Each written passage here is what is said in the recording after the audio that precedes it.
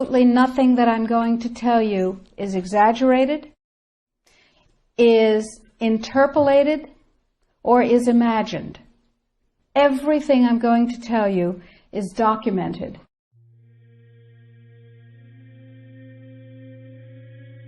He who controls food controls the world. Well, they said in 1962, we're going to work toward total global implementation of Codex Alimentario on December 31st, 2009. They were sort of guidelines. Now, Codex Alimentario's commission is administered by the World Health Organization, WHO, and the FAO, the Food and Agriculture Organization. They fund Codex and they run it at the request of the UN. So they're mommy and daddy to Codex Alimentario. In 1994, Codex, with no notice here in this country whatsoever, declared nutrients, put on your intellectual seatbelts, declared nutrients to be toxins. They're poisons. Under Codex, every dairy cow on the planet must be treated with Monsanto's recombinant bovine growth hormone. Furthermore, under Codex, every animal used for food on the planet must be treated with subclinical antibiotics and must be treated with exogenous growth hormones. If you do the numbers in the WHO-FAO projections, the epidemiological projections, they estimate, not I, that just the vitamin and mineral guideline alone, when it goes into global implementation on December 31st, 2009, will result in a minimum of 3 billion, that's B, bad, big, billion deaths. 1 billion through simple starvation. Those folks who die are not particularly economically successful from the point of view of the corporations, but the next 2 billion, they will die from the preventable diseases of undernutrition. Who will live? Probably those people who are wealthy enough and powerful enough to have their own pushers of clean food and nutrients.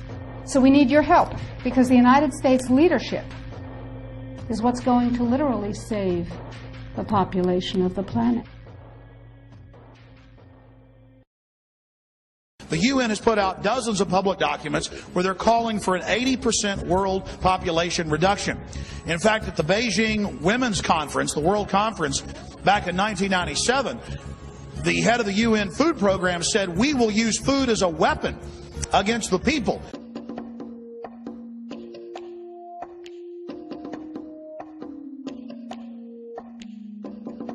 66% of the United States residents' public water is fluoridated. It is known to have tremendous effects on bone cancer, joint problems, bone weakness, lowered estrogen and testosterone levels, and dental fluorosis, which is yellowing of the teeth and pitting in the enamel. Wouldn't it make more sense to enhance public water with vitamins which are meant to be ingested to promote overall health, rather than putting such a toxic chemical in our water with a bogus explanation that it will improve our dental health? We now know that fluoride causes more dental problems than it solves. Something doesn't seem right about this. Do you honestly believe that these companies care deeply enough for the people to spend large amounts of their own money to fluoridate public water when the people already purchase their own toothpaste? But there's a difference between toothpaste and drinking water. We don't ingest toothpaste. If you go to any hardware store and look at any rat poison product, you will only find one ingredient: sodium fluoride. It is the most toxic ionic molecule outside of potassium dichromate. Now Dannon, along with other companies, have begun fluoridating bottled water. It is becoming increasingly difficult to get away from. And the fact that fluoride is also used in many prescription antidepressants shows that it eliminates aggression and motivation in people. Fluoride, to my knowledge as a physician, has absolutely no biological benefit whatsoever. But one of the significant things is that the Russians carried out all sorts of experiments on the people living in the Gulag. One of them, of course, was to fluoridate the water. Why? You fluoridate the water, why people are not as aggressive as they ordinarily would be. In fact, what is the active ingredient in Prozac that is so widely distributed in America today? Why, it's a fluoride compound. And now, we are finding that public water nationwide is showing up with arsenic, lead, cadmium, and thermonium, which is a radioactive form of lead. Cancer, lowered sex drive, birth defects, sedation, and brain defects. Does this not sound like a wonder drug for anyone aiming to control a population? It's quite astonishing, Paul, the degree to which environmentalists have not been educated about fluoride.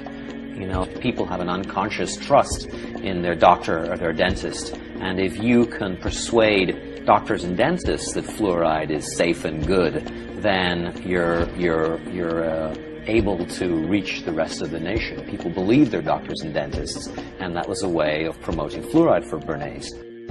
Fluoride was killing their cattle, destroying their crops. Fluoride given to rats had produced bone cancer and liver cancer, and that those results had been doctored to make it look as though fluoride hadn't caused as much cancer. The pattern that we saw, it typically is what we see with other neurotoxic agents that are well known to cause a hypoactivity or a memory problem or an IQ problem. When I first presented the results of these studies, one of the individuals sitting and listening to the results, he says, "Do you have any idea what you're saying?"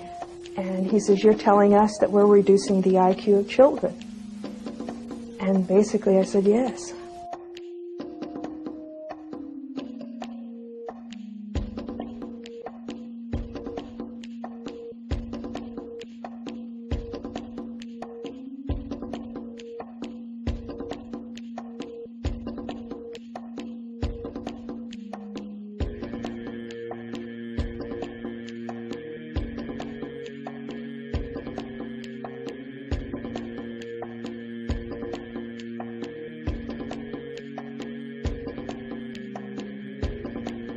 Aspartame, the artificial sweetener found in almost every low-sugar or sugar-free product on the market.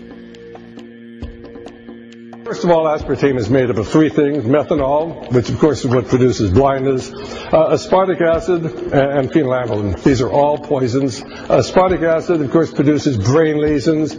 This was known back in the early 1970s. Methanol produces blindness. Phenylalanine is what you see in the brain, and in high doses it produces trauma. We're not making this all up. The FDA did publish back in, I think it was in the 80s, they did publish the 92 potential side effects of aspartame. And they do, these side effects are quite, are extremely serious. Things like dizziness, problems with balance, abdominal pain and cramps, changes in vision, seizures and convulsions, etc., etc. So the nervous system seems to be one of the areas that's most affected. So we see people have difficulty thinking. They feel like they're walking around in a cloud or a fog. Yet despite all of these harmful effects, Donald Rumsfeld pushed it out into the stores in over 5,000 products when he was CEO of Searly, the company that manufactured aspartame.